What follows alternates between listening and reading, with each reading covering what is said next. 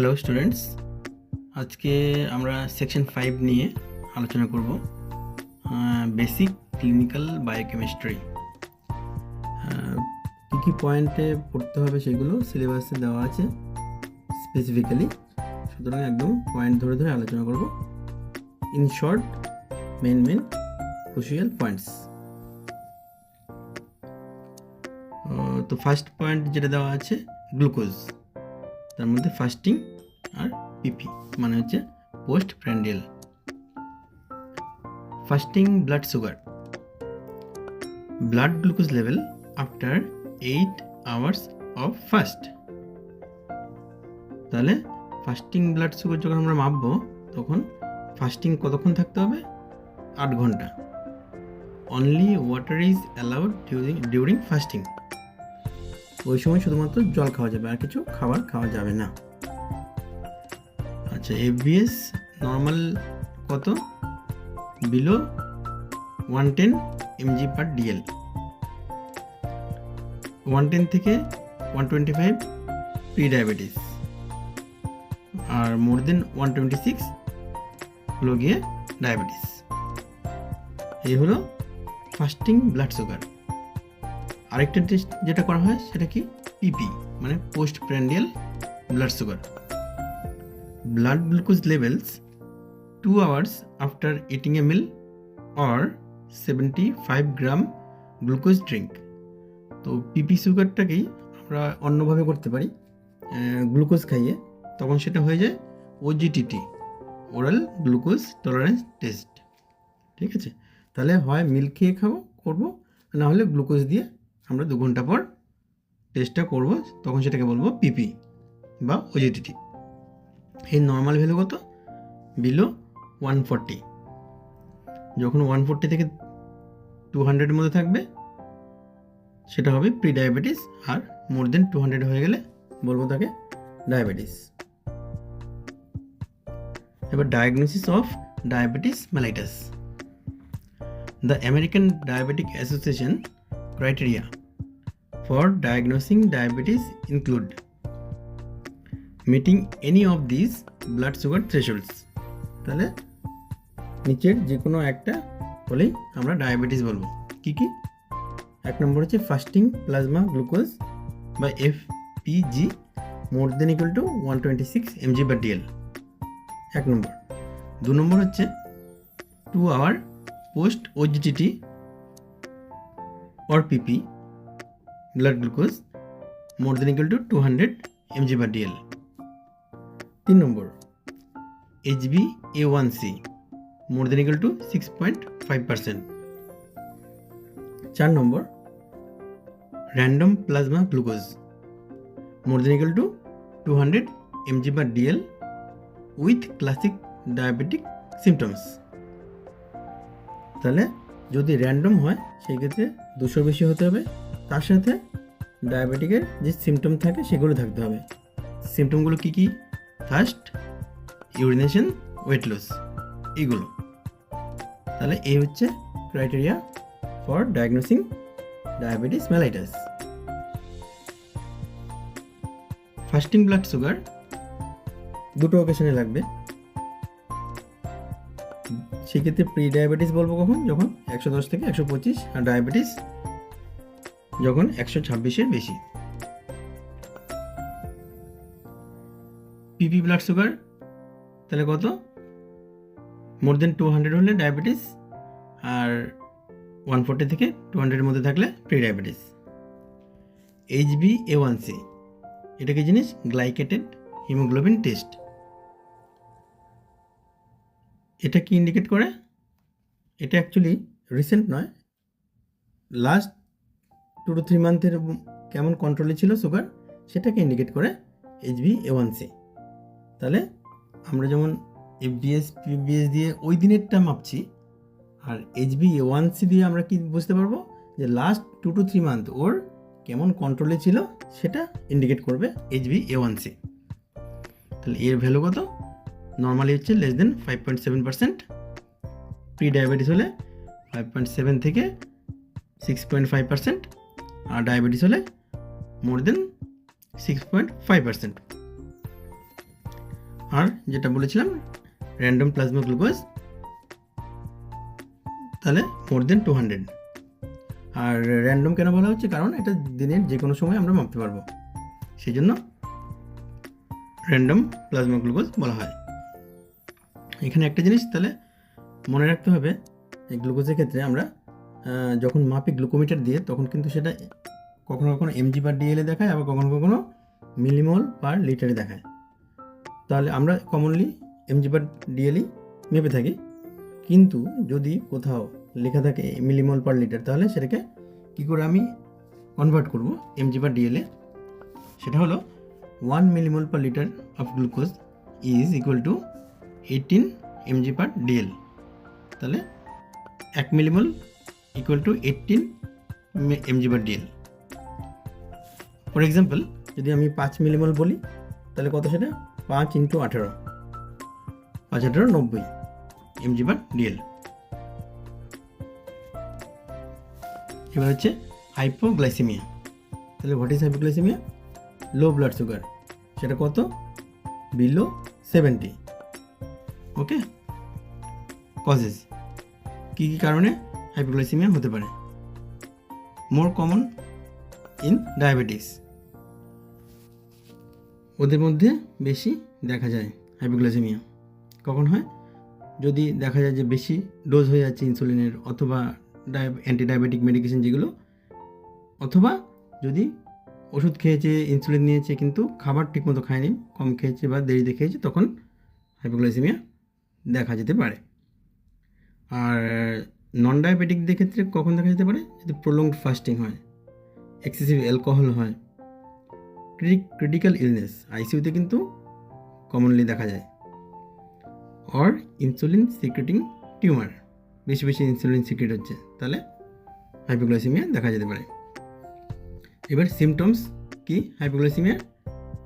Sweating, tremor, dizziness, tachycardia, weakness, nausea, difficulty in concentration, confusion, seizure, unconsciousness, coma, আর ultimately death.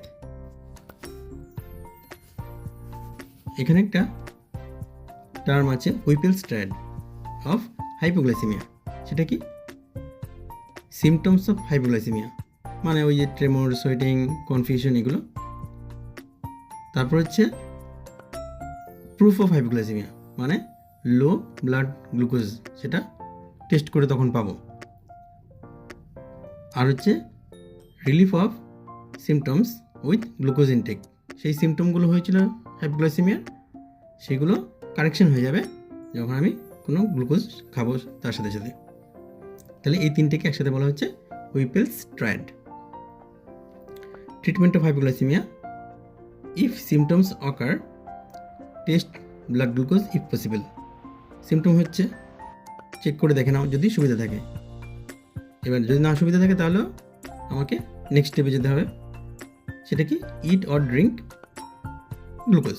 সেটা কতটা? 15 grams of fasting acting sugar, like 4 ওজন juice, 4 glucose tablets, candy, এইসব আর কি। এবার যারা diabetic patient, ওরা কিন্তু অনেক সময় ওদের কাছে পকেটে চকলেট রাখে, যাতে রাস্তাঘাটে কখনো হাইপোগ্লাইসেমিয়া হলে চট করে চকলেট খেয়ে সেটাকে ওভারকাম করতে পারে। এবার দেখা গেল যদি পেশেন্ট আনকনসিয়াস হয়ে গেল, তাহলে তখন কিন্তু আইভি গ্লুকোজ দিতে হবে। হাইপোগ্লাইসেমিয়া আন্ডার জেনারেল অ্যানেস্থেসিয়া, এটা একটা কনসার্নের ম্যাটার। তার কারণ কি? হাইপোগ্লাইসেমিয়া হলে ওই সিমটমগুলো দেখা যায়। এবার পেশেন্ট যদি জিয়েতে থাকে, তাহলে তো সেই সিমটমগুলো পেশেন্ট বলতেই পারবে না। তার জন্য ডিটেক্ট করা টাইমলি খুবই ডিফিকাল্ট হয়ে যায়। Hypoglycemia under GA is rare but a serious complication, especially in diabetics. Hypoglycemia symptoms are masked by anesthesia.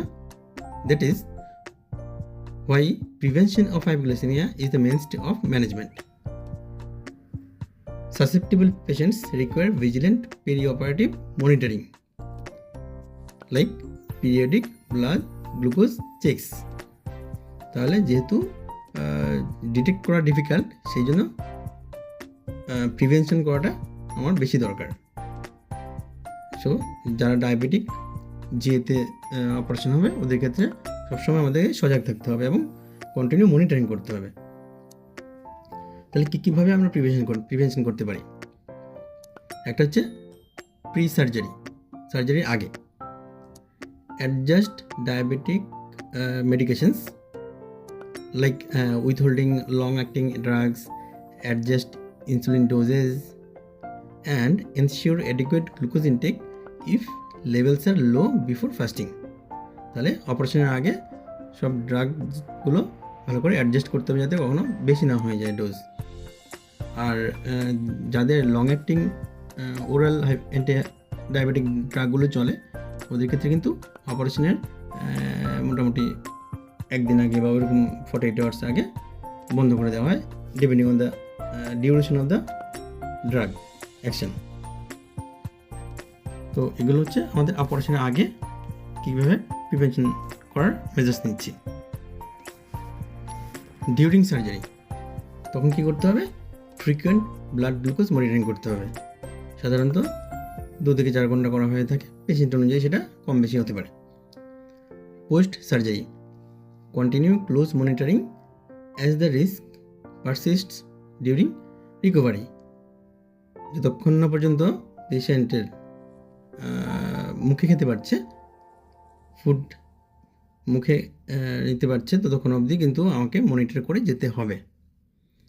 Resume oral food as early as possible, এবং আমাদের লক্ষ্য থাকবে যত তাড়াতাড়ি সম্ভব পেশেন্টকে যেন মুখে খাবার খাওয়ানো যায়। ট্রিটমেন্ট যদি হাইপোগ্লাইসেমি হয়ে যায় তখন আমরা কী করব? If it occurs administer IV glucose as a bolus, typically 25 gram of dextrose, often given as 50 ml of 50% dextrose, injected rapidly over 1 to 3 minutes. তাহলে একটা পেশেন্ট জিএতে হাইপোগ্লাইসেমিয়া ডেভেলপ করলো, তাহলে সঙ্গে সঙ্গে আমাদের কী করতে হবে? ওকে 50D চালাতে হবে। ঠিক আছে, মোটামুটি 50 ml of 50% ডেক্সট্রোজ 1 থেকে 3 মিনিটের মধ্যে র্যাপিডলি দিয়ে দিতে হবে। তারপর আস্তে আস্তে মেনটেনেন্স ইনফিউশন দেবো, আর আলটিমেটলি যখন পেশেন্ট খাওয়ার সময় আসবে তখন ওরাল ফুড রিজিউম করব। আচ্ছা, এবারে টপিক হচ্ছে আমাদের ভিটামিন। ভিটামিন মেনলি 2 ভাগে ভাগ করা যায়। একটা হচ্ছে ফ্যাট সলিউবল ভিটামিনস, আর একটা হচ্ছে water soluble vitamins. Fat soluble কোনগুলো? A, D, E, K, আর water soluble B complex and vitamin C। আচ্ছা, ফ্যাট সলিউবল কেন বলা হয়? Because they dissolve in fat, get stored in body's liver and fatty tissue. তাহলে এগুলো ফ্যাটে dissolved হচ্ছে, তার ফলে ফ্যাটি টিস্যুতেও জমা হচ্ছে আর লিভারেও জমা হচ্ছে। Higher risk of toxicity if over consumed, এগুলো কিন্তু বেশি খেলে টক্সিসিটি হতে পারে। অতএব সাবধান, যে ভিটামিন বলে বেশি বেশি খাবো সেটা নয়। ফ্যাট সলিউবল ভিটামিন কিন্তু বেশি খাওয়া যাবে না। Water soluble vitamins B complex and C। যেহেতু ওয়াটার সলিউবল বলছি, তার মানে এগুলো কোথায় ডিজলভ হচ্ছে? ওয়াটারে, and are not stored except B12। B12 ছাড়া এগুলো স্টোর হয় না, সেই জন্য এগুলো রেগুলার ইনটেকের দরকার হয়, প্রতিদিন আমাদের খেতে হবে। আর এগুলোর টক্সিসিটি রিস্ক লো। আচ্ছা, এবার কোন কোন ভিটামিন ডেফিসিয়েন্সিতে কী কী ডিজিজ হতে পারে? ভিটামিন A ডেফিসিয়েন্সিতে কী হয়? নাইট ব্লাইন্ডনেস, বা বাংলাতে যেটাকে বলে রাতকানা। ভিটামিন D ডেফিসিয়েন্সিতে বাচ্চাদের হয় রিকেটস, আর বড়দের হয় অস্টিওম্যালেসিয়া। ভিটামিন E ডেফিসিয়েন্সিতে নিউরোপ্যাথি, মাসেল উইকনেস এগুলো হতে পারে। ভিটামিন K ডেফিসিয়েন্সিতে কী হবে? Clotting abnormality. আমরা পাবো কি? প্রলং ক্লটিং টাইম পাবো টেস্ট করলে। এবার ভিটামিন সি ডেফিসিয়েন্সি কি করে? Scurvy. Vitamin B one, vitamin B one এর আরেক নাম কি? থায়ামিন। এগুলো কিন্তু কোশ্চেন এসেছিল। ভিটামিন বি1 ডেফিসিয়েন্সি কি করে? বেরিবেরি করে। বেরিবেরি আবার দু রকম হয়, ওয়েট বেরিবেরি, ড্রাই বেরিবেরি, এগুলো ডিটেলস আপাতত বলছি না। ভিটামিন বি2 যার একটা নাম রাইবোফ্লেভিন, এর ডেফিসিয়েন্সিতে কী হয়? মাউথ সোর, স্কিন প্রবলেম, মেনলি এগুলো। ভিটামিন বি3 যার একটা নাম নিয়াসিন, এর ডেফিসিয়েন্সিতে কী হয়? পেলেগ্রা হয়। ওকে, এরপর হচ্ছে ভিটামিন বি6 বা পাইরিডক্সিন, এর ডেফিসিয়েন্সিতে কী হয়? অ্যানিমিয়া, ডিফারেন্ট নিউরোলজিক্যাল প্রবলেমস এগুলো হতে পারে। ভিটামিন বি9 বা ফোলেট বা ফলিক অ্যাসিড, এর ডেফিসিয়েন্সিতে কী হয়? Anaemia, neural tube defects in newborns, একদম নবজাতকদের নিউরাল টিউব ডিফেক্ট হতে পারে যদি প্রেগনেন্সিতে ফোলেট ডেফিসিয়েন্সি হয়। সেই জন্য প্রেগনেন্ট মায়েদের কী দেওয়া হয়? আয়রন প্লাস ফলিক অ্যাসিড দেওয়া হয় এই ওদের বাচ্চাদের যাতে নিউরাল টিউব ডিফেক্ট আটকানো যায় তার জন্য। এবার হচ্ছে ভিটামিন বি12 বা কোবালামিন, এর ডেফিসিয়েন্সিতে কী হয়? পার্নিসিয়াস অ্যানিমিয়া, আর হতে পারে নিউরোলজিক্যাল ডিসঅর্ডার। এবার হচ্ছে কিছু ইলেকট্রোলাইটস যেগুলো দেওয়া আছে সিলেবাসে। প্রথম হচ্ছে sodium. The normal blood sodium range is 135 to 145 milli equivalent per litre. যদি সোডিয়াম কমে যায় তাকে কি বলে? হাইপোনাট্রিমিয়া। যদি বেড়ে যায় হাইপারনাট্রিমিয়া। তাহলে হাইপোনাট্রিমিয়া কখন বলবো? যখন লেস দেন 135 মিলি ইকুইভ্যালেন্ট পার লিটার। আর হাইপারনাট্রিমিয়া কখন বলবো? যখন মোর দেন 145 মিলি ইকুইভ্যালেন্ট পার লিটার। আর ডিটেলসে বলছি না, যেহেতু ওরা শুধুমাত্র এগুলোই বলেছে সিলেবাসে, তাই এখানে আর বেশি ডিটেলসে আমি বলছি না। এরপর হচ্ছে পটাশিয়াম। তাহলে পটাশিয়ামের নর্মাল রেঞ্জ কত? 3.5 থেকে 5.3 মিলি ইকুইভ্যালেন্ট পার লিটার। কমে গেলে তাকে বলছে হাইপোক্যালেমিয়া, বেড়ে গেলে বলছে হাইপারক্যালেমিয়া। হাইপো কখন হচ্ছে? যখন লেস দেন 3.5 মিলি ইকুইভ্যালেন্ট পার লিটার।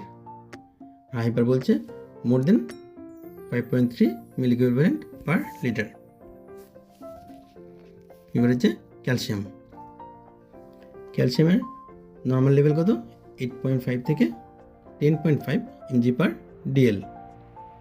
এবার এটা একটা যেটা মনে রাখার ব্যাপার, যে আমরা যে টেস্টগুলো মেনলি হয়ে থাকে ল্যাব টেস্ট, সেই ল্যাবে যেটা দেখা হয় টোটাল ক্যালসিয়াম। টোটাল ক্যালসিয়াম মানে কি? ফ্রি ক্যালসিয়াম, আর একটা হচ্ছে বাউন্ড টু অ্যালবুমিন। তাহলে ফ্রিটাকেও দেখছে প্লাস তার সাথে বাউন্ডটাকেও দেখছে, মানে টোটাল ক্যালসিয়ামটাকে মেজার করছে ল্যাবরেটরি টেস্টে। কিন্তু আমাদের ফিজিওলজিক্যালি অ্যাক্টিভ ফর্ম কোনটা? Free calcium. এবং ওই ফ্রি ক্যালসিয়ামটাই ডিফারেন্ট বডি ফাংশনে কাজে আসছে। তার ফলে কী হচ্ছে? যদি কখনো অ্যালবুমিন কমে যায় তাহলে টোটাল ক্যালসিয়াম কম দেখাবে, কিন্তু আয়নাইজড ক্যালসিয়াম কিন্তু নর্মাল থাকতে পারে। ওকে, তার মানে আমি যদি টোটাল ক্যালসিয়ামের রিপোর্ট করি তাহলে হয়তো লো পাবো, কিন্তু আয়নাইজড ক্যালসিয়াম কিন্তু এক্ষেত্রেও নর্মাল থাকতে পারে। অতএব এই ল্যাবরেটরি টেস্ট কিন্তু অতটা রিলায়েবল নয় ক্যালসিয়ামের ক্ষেত্রে। আচ্ছা, ক্যালসিয়াম যদি কমে যায় তাকে কী বলা হয়? হাইপোক্যালসিমিয়া। আর বেড়ে গেলে তাকে বলছে হাইপারক্যালসিমিয়া। কমে গেলে তাকে কত বেশি কমে? 8.5 কম। আর বেড়ে গেলে মানে 10.5 বেশি। এবার নেক্সট টপিক হচ্ছে কম্পোজিশন অফ ইউরিন। তাহলে প্রথমে আমরা দেখব নর্মাল কম্পোনেন্টস, তারপরে দেখব অ্যাবনর্মাল কম্পোনেন্টস। নর্মাল কম্পোনেন্টসের মধ্যে মেজর কম্পোনেন্টস কী কী? ইউরিনের মধ্যে মেইন কী থাকে? ওয়াটার থাকে। 90-95%। আর মেনলি কি থাকে, ইউরিয়া, এটা একটা nitrogenous waste product of our body.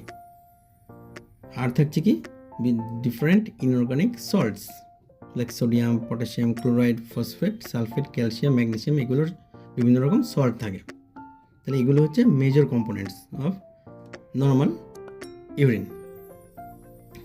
আচ্ছা, আর কি থাকে, minor organic constituents like creatinine, uric acid, ammonia, different hormones, pigments, vitamin, enzymes etcetera. Okay, আর কিছু সেলুলার কম্পোনেন্ট থাকতে পারে লাইক এপিথেলিয়াল সেলস, যে কিডনির যে ভেতরে যে লাইনিং আছে সেখান থেকে কিছু কিছু এপিথেলিয়াম বেরিয়ে খসে খসে পড়ছে। তো সেগুলো normal process, normal physiological process, সেগুলো থাকতে পারে ইউরিনের মধ্যে। তো সেগুলো বিভিন্ন জায়গায় বিভিন্ন টাইপের এপিথেলিয়াম থাকে। তো সেই হিসাবে স্কোয়ামাস, ট্রানজিশনাল, টিউবুলার এপিথেলিয়াম সব রকম থাকতে পারে। আচ্ছা, আরেকটা ইম্পর্টেন্ট যেটা, সেটা হচ্ছে ডাব্লিউবিসি বা পাস সেল। সেটা আপ টু 5 পার HPF, মানে high power field of the normal. তাহলে ইউরিনে যদি পাস সেল মানে ডাব্লিউবিসি আপ টু 5 থাকে পার হাই পাওয়ার ফিল্ড, তাহলে সেটা কিন্তু নর্মাল। আর আরবিসি থাকতে পারে, সেটা up to 2 per high power field. তাহলে এগুলো হলো নর্মাল কম্পোনেন্টস অফ ইউরিন। এবার হচ্ছে অ্যাবনর্মাল কনস্টিটিউয়েন্টস। প্রথম হচ্ছে কেমিক্যাল। কেমিক্যাল কী থাকতে পারে, একটা হচ্ছে প্রোটিন। যদি প্রোটিন থাকে, মেনলি অ্যালবুমিন থাকে, তখন সেটাকে আমরা বলবো অ্যালবুমিনুরিয়া। আচ্ছা, যদি সুগার থাকে তাকে বলবো গ্লাইকোসুরিয়া। যদি কিটোন বডি থাকে তাকে বলবো কিটোনিউরিয়া। আচ্ছা, এই যে প্রোটিনিউরিয়া বা অ্যালবুমিনুরিয়া, সেটা কিসে কিসে হতে পারে, different kidney damage, high blood pressure, preeclampsia, এগুলোতে আমরা ইউরিনে প্রোটিন পেতে পারি। আচ্ছা, ইউরিনে কখন সুগার পাবো বা সেটাকে গ্লাইকোসুরিয়া বলবো, পেশেন্ট যদি ডায়াবেটিক হয় তখন। আচ্ছা, ইউরিনে কিটোন বডি কখন পেতে পারি, যদি আনকন্ট্রোল ডায়াবেটিস হয় বা স্টারভেশন হয়, তখন আমরা ইউরিনে কিটোন বডি পেতে পারি। বাইল পিগমেন্ট বা সল্টস কখন পাবো, যদি পেশেন্টের লিভার ডিজিজ থাকে অথবা অবস্ট্রাকটিভ জন্ডিস হয়, তখন আমরা ইউরিনে বাইল পিগমেন্ট পেতে পারি। এছাড়া নাইট্রাইটস পেতে পারি, যেটা তৈরি হয় ব্যাকটেরিয়াল গ্রোথ থেকে, তাই আমরা তখন বুঝতে পারবো যে পেশেন্টের ইউটিআই হচ্ছে। সেলুলার অ্যাবনর্মাল কম্পোনেন্ট কী হতে পারে, আরবিসি, যেটা বলেছিলাম আগে, যদি কম থাকে সেটা নর্মাল 2 এর নিচে, কিন্তু প্রচুর পরিমাণে আছে, একদম ফ্র্যাঙ্ক ব্লাড আসছে, তখন আমরা তাকে বলছি হিমাচুরিয়া। তো সেটা কি ইন্ডিকেট করে, ইউটিআই হতে পারে, কিডনি স্টোন থাকলে হতে পারে, কিডনি অন্যান্য ডিজিজ, ব্লাডার কিডনি ক্যান্সার, এই শুরুতে আমরা ইউরিনে ব্লাড পেতে পারি। আচ্ছা, পাস সেল বা প্রচুর পরিমাণে আছে, বা তখন আমরা বলতাম পাইউরিয়া, কিসে হতে পারে, ইউটিআইতে। এছাড়া ডিফারেন্ট কাস্ট পেতে পারি, যেগুলো বিভিন্ন রকম কিডনি ডিজিজে আমরা পেয়ে থাকি।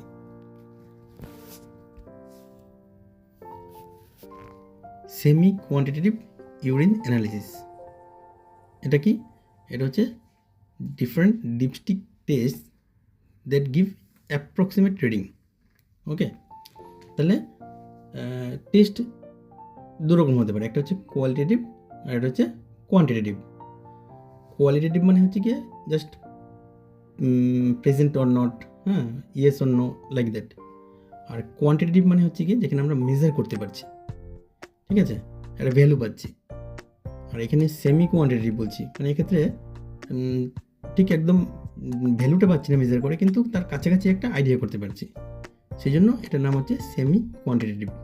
তাহলে এগুলো হচ্ছে ডিপস্টিক দিয়ে যেগুলো আমরা করছি সেই রকমগুলো। তাহলে কী কী আমরা দেখতে পারি এরকম ডিপস্টিক দিয়ে, pH, specific gravity, protein, glucose, ketones, blood, leukocyte, nitrate, এইসব কিছু আমরা কিন্তু দেখতে পারি। আচ্ছা, এই রেজাল্টগুলো আমরা তাহলে কী করে পাচ্ছি এই ক্ষেত্রে? এই যে নেগেটিভ ট্রেস +1 +2 +3 +4, তাহলে এরকম একটা ইয়ে করতে পারছি, আমরা গ্রেডিং করতে পারছি বা রেঞ্জ করতে পারছি, কিন্তু এক্স্যাক্ট ভ্যালুটা আমরা বলতে পারছি না। তাহলে সেই জন্য হচ্ছে এটা সেমি কোয়ান্টিটেটিভ টেস্ট। এরকম একটা এক্সাম্পল হচ্ছে ইউরিন প্রোটিন ডিপস্টিক টেস্ট, যেটা খুব কমনলি আমরা করে থাকি প্রি এক্লেমসিয়া পেশেন্টদের জন্য।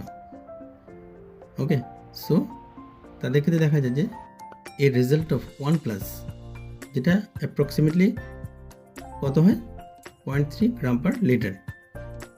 তাহলে 1+ ইন্ডিকেট করে মোটামুটি 0.3 গ্রাম পার লিটার।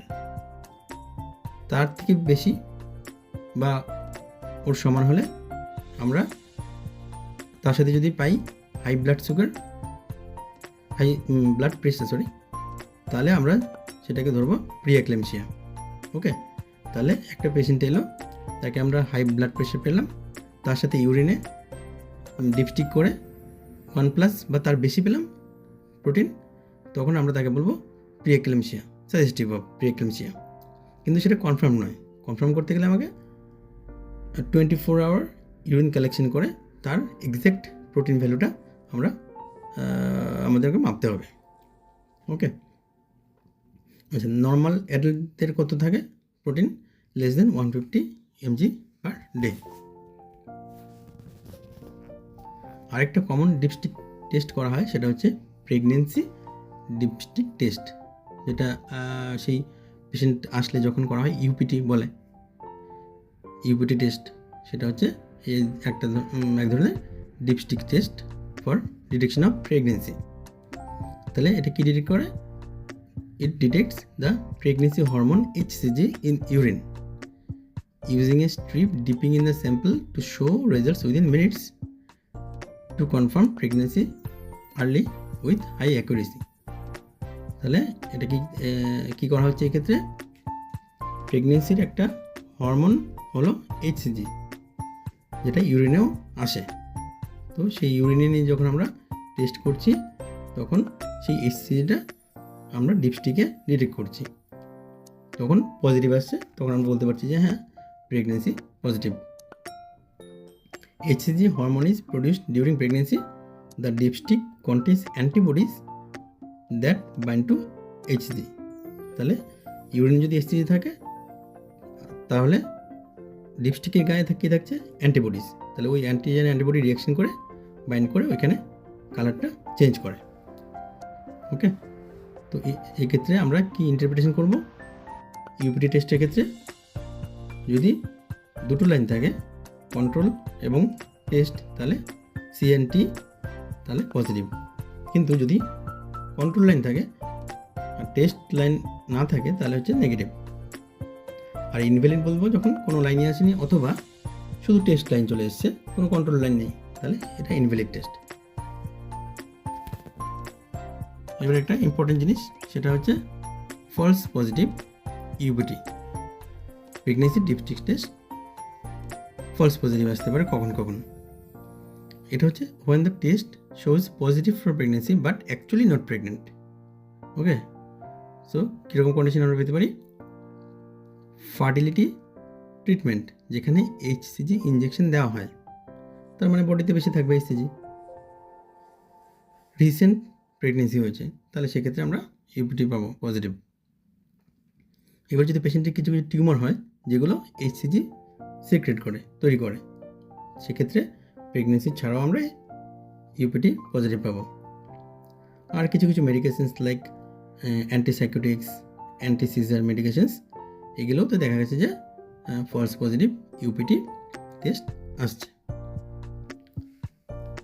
তাহলে এই মোটামুটি সেকশন 5-এ যা সিলেবাস দেওয়া আছে সেই অনুযায়ী একদম শর্টে ডিসকাশন। ওকে, তো আজকে এই পর্যন্ত থাক, আবার নেক্সট কোনো টপিক নিয়ে